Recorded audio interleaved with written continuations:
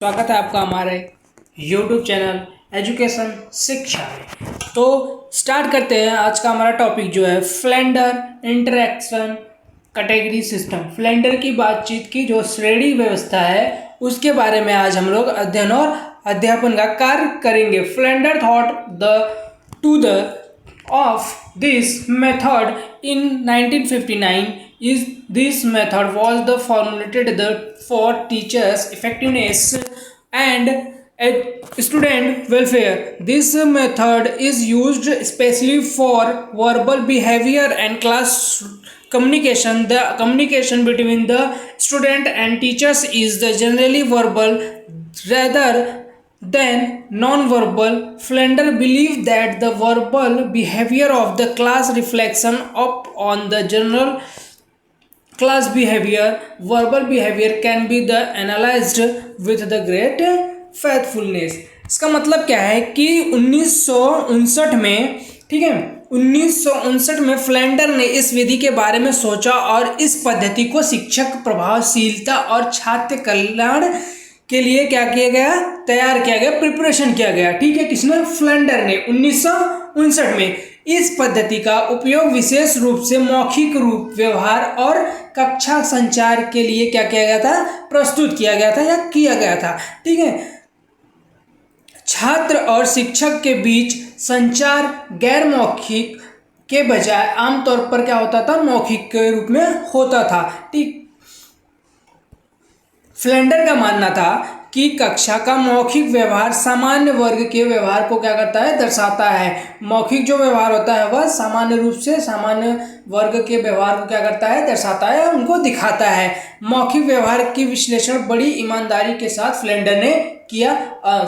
मौखिक व्यवहार का जो विश्लेषण बड़ी ईमानदारी के साथ क्या किया जा सकता है, किया जा सकता है। तो चलिए अगले सेकंड देखते हैं कि जो इसका क्या है कि इस पद्धति के साथ 3 सेकंड या उससे भी कम समय में होने वाले किसी भी गतिविधि की का व्यवस्थित विश्लेषण किया जा सकता है। और यह विश्लेषण एक तथ्यात्मक और वैज्ञानिक तरीका है। इस पद्धति को मुख्यतः 2 या 2 से अधिक व्यक्तियों के बीच में क्या कर सकते हैं, प्रारंभ कर सकते हैं। ठीक है, इसमें बताया गया है कि फ्लेंडर ने बताया कि ये जो पद्धति है इसमें महत्व 2 या 2 से अधिक व्यक्ति जो है वो आपस में बीच के प्रारंभिक प्रतिक्रिया को प्रस्तुत कर सकते हैं, जिसमें कि आपको वेरियस कैटेगरीज, विभिन्न श्रेणियों के बारे में बताया गया है। देखिए, Flander has divided the class behaviour between the student of and teachers into 10 categories. कितने? 10 भागों में इनको डिवाइड किया गया है। Teachers talk 7 categories, student talk 2 categories and silence of confusion में 1 कैटेगरी आएगा।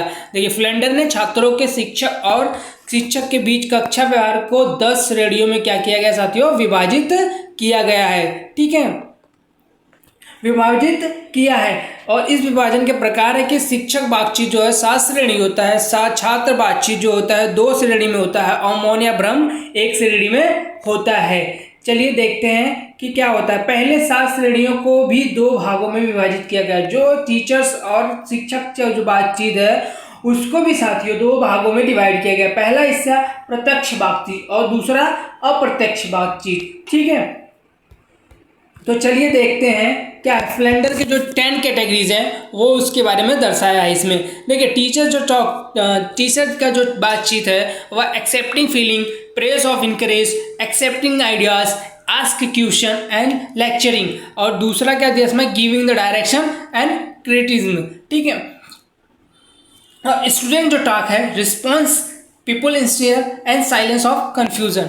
तो चलिए देखते हैं इन 7 कैटेगरियों के बारे में। मीनिंग्स ऑफ वेरियस कैटेगरीज, विभिन्न श्रेणियों के अर्थ, जिसमें कि इनडायरेक्ट फ्लुएंस, अप्रत्यक्ष प्रभाव। जो कि अप्रत्यक्ष प्रभाव जो होता है, शिक्षक वह पहली 4 श्रेणियों में इस पद्धति को अप्रत्यक्ष रूप से छात्रों को क्या करता है, प्रभावित करता है। किसमें? ये जो हमारे जो पहले इनडायरेक्ट टॉक है। ठीक है, accepting feelings, praise of encourage, accepting ideas and asking question and lecturing. ठीक है, इनके बारे में बताया है। अप्रत्यक्ष प्रभाव के रूप में शिक्षक पहले 4 श्रेणियों में इस पद्धति के अप्रत्यक्ष रूप से छात्रों को क्या करता है, प्रभावित करता है, इनको इंप्रेस करता है। ठीक है, कैटेगरी एक्सेप्टिंग फीलिंग्स, एक्टिव जो भावनाओं को स्वीकार करता है वो क्या होता है कि in this categories the teachers accept the feelings of the student. इसमें क्या करता है, जो टीचर्स होता है वह छात्रों के भावनाओं को क्या करता है, स्वीकार करता है। जिसमें कि in this categories the student have to write to demonstrate their feelings, जो कि इस श्रेणी में छात्रों को अपनी भावनाओं को क्या करता है, प्रदर्शित करने का अधिकार देता है। एक्सेप्टिंग ऑफ फीलिंग्स में भावनाओं को स्वीकार करना में छात्रों को क्या करता है, भावनाओं को स्वीकार करता है। जो शिक्षक होता है वह छात्रों के भावनाओं को स्वीकार करता है और जो इस श्रेणी में छात्रों को अपनी भावनाओं को प्रदर्शित करने का उनको अधिकार देता है। सेकंड क्या है, प्रेज ऑफ इनकरेज, प्रशंसा, प्रोत्साहन। एक बच्चा अगर क्लास में है तो अगर वह किसी क्वेश्चन का आंसर बताता है तो छात्र उसको प्रोत्साहन देना चाहिए, उसको प्रशंसा करना चाहिए, शाबाश, बैठ जाओ, बहुत अच्छे, ऐसा हमको बोलना चाहिए, जो एक टीचर्स को बोलना चाहिए। The teachers praise the activities of the student saying good, excellent and encourage them by the promoting them to explain, to say more than explain, more than elaborate further etc।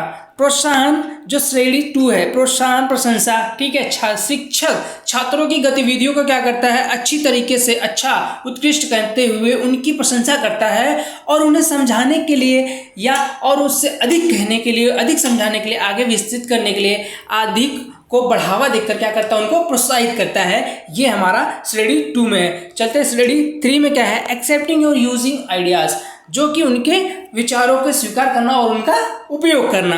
In this category the teachers accepted the ideas of the student, he explain their suggestion और ideas in own word and और style, जो विचारों को स्वीकार करता है और उनको उपयोग करता है। इस श्रेणी में जो करता है शिक्षक जो होता है, छात्रों के विचारों को क्या करता है, स्वीकार करता है, एक्सेप्ट करता है और वह अपने सुझाव या विचार को अपने शब्दों में या शैली में क्या करता है, उनको समझाता है।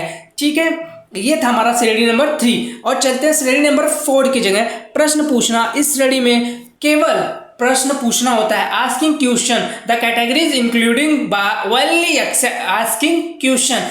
After asking question the teacher should necessarily get the answer. इस श्रेणी में क्या करता है, केवल प्रश्न पूछने का क्या होता है, शामिल होता है। प्रश्न पूछने के बाद शिक्षक को आवश्यकता के रूप में क्या करता है, उनको उत्तर प्राप्त करना चाहिए। ये होता है हमारा श्रेणी नंबर 4। एंड हमारा चलते हैं डायरेक्ट इन्फ्लुएंसर और डायरेक्ट टीचर्स बिहेवियर, मतलब प्रत्यक्ष प्रभाव या प्रत्यक्ष शिक्षक व्यवहार में, जिसमें category number 5 lecture. This is the kind verbal interaction and the categories used to giving the information of for expressing someone of the some openings or when the teachers is the trying to explain some things or the discussion something, जो कि lecture मतलब व्याख्यान। श्रेणी number यह एक प्रकार के मौखिक बातचीत है, ठीक है।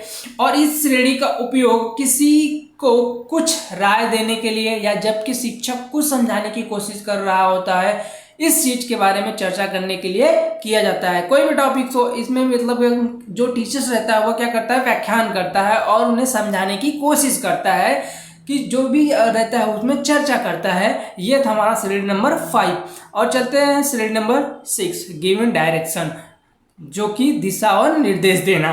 इंस्ट्रक्शनिंग the childrens to do something in the class in the called giving direction, like all student will stand in front or sit down and go do the work। बच्चों को एक जो श्रेणी नंबर 6 होता है, बच्चों को कक्षा में कुछ करने के लिए निर्देश देना, और जैसे सभी छात्र सामने खड़े होंगे या बैठो या काम करो, जैसे क्या करते हैं, हम निर्देश देते हैं। कैटेगरी नंबर 7, कैटेगरी नंबर 7 क्या है कि आलोचना और औचित्य प्राधिकरण, जिसमें कि इसका है यह तब उपयोग किया जाता है जब एक शिक्षक अनुचित व्यवहार के लिए छात्रों की क्या करता है, आलोचना करता है और कहता है कि मुझे यह पसंद नहीं, या मैं आपको कक्षा से बाहर कर दूंगा, चुप रहो या जाओ बाहर आदि। ये क्या होता है, क्रिटिसिजिंग द जस्टिस अथॉरिटी, आलोचना और औचित्य प्राधिकरण। ये होता है श्रेणी नंबर 7। एंड पुपिल टॉक, ये बात छात्रों का क्या होता है, बातचीत। इससे 2 समूहों में विभाजित किया गया है।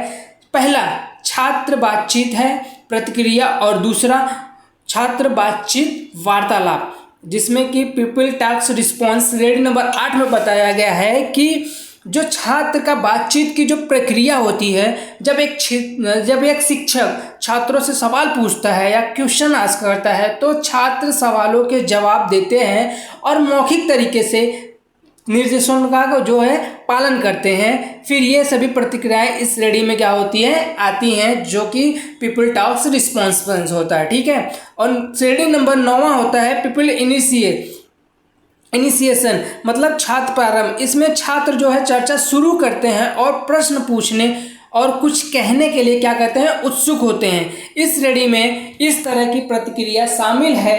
छात्रों द्वारा विभाजन की जो अभिव्यक्ति है इस श्रेणी में क्या किया गया है, शामिल किया गया है, जो कि श्रेणी नंबर 9 में है। और लास्ट श्रेणी क्या होता है, साइलेंस ऑफ द कंफ्यूजन, मतलब कि मौन या भ्रम। इसमें क्या होता है, in this case student silence और confusion and come under this categories, मतलब कि कक्षा में छात्रों की चुप्पी या भ्रम क्या होता है, इस श्रेणी में आता है। और हमारा लास्ट है फ्लेडर्स की बातचीत का विश्लेषण के लाभ, एडवांटेज ऑफ फ्लेडर इंटरैक्टिव एनालिसिस। ठीक है।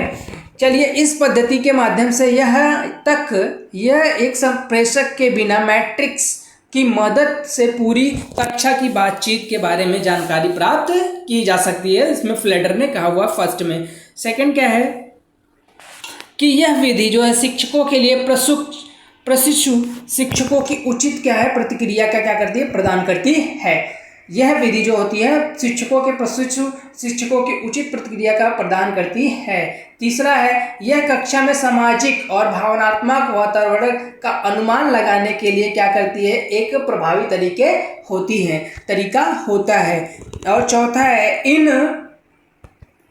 इन सर्विस शिक्षकों के लिए सभी के लिए एक उपयोग का तरीका होता है। This is a useful method of the in service teachers also.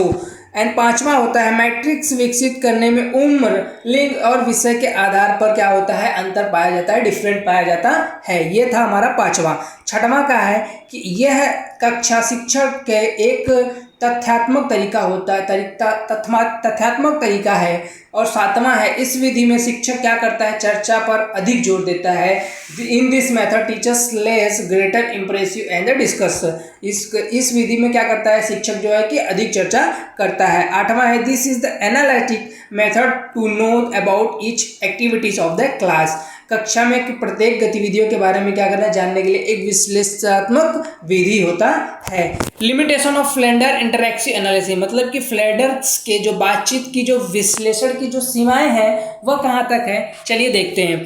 इस पद्धति में सभी गतिविधियों को पूरा करने के लिए पूरा वितरण प्राप्त नहीं किया जा सकता और कुछ व्यवहारों को क्या करता है, वर्गीकृत नहीं किया जा सकता और उन्हें अप्रमाणित किया जा सकता है। दूसरा है, यह विधि कक्षा व्यवस्था के आदि के सामाजिक कौशल से क्या होती है, संबंधित होती है। This method to related to the social skills and organise the class organisements and etcetera. तीसरा होता है, यह एक महंगी विधि है। This is the expensive method and it is not always possible to use, और इसका उपयोग हमें करना हमेशा जो है कि करना संभव नहीं होता है। यह अपने आप में पूर्ण शोध पद्धति नहीं होता है। ठीक है। चलते पांचवा देखिए। 5वां, कभी कभी कक्षा में नीरस हो जाती है क्योंकि इनमें आंकड़े एकत्र करने होते हैं। छठा क्या है कि इस पद्धति में शिक्षक की बातचीत को 7 श्रेणियों में और छात्र जो है उसको 2 श्रेणियों में, और इसलिए छात्र का बातचीत पर क्या होता है, बहुत ही कम ध्यान दिया जाता है। 7वां है, वफादार शिक्षकों को प्रशिक्षित करना भी एक समस्या है। जी सही बात है। Training faithfully teachers also the problems do you lakhs of such of teachers this method can not be use. वफादार शिक्षकों को प्रशिक्षित करना भी एक समस्या है। ऐसे शिक्षकों की कमी के कारण ही इस पद्धति का उपयोग नहीं किया जा सकता। अगर वीडियो अच्छा लगा हो तो लाइक एंड सब्सक्राइब जरूर कीजिएगा। मिलते हैं नेक्स्ट वीडियो में, तब तक के लिए जय हिंद, जय भारत। और हमारे चैनल का नाम है एजुकेशन शिक्षा। तो मिलते हैं नेक्स्ट वीडियो में, तब तक के लिए जय हिंद, जय भारत।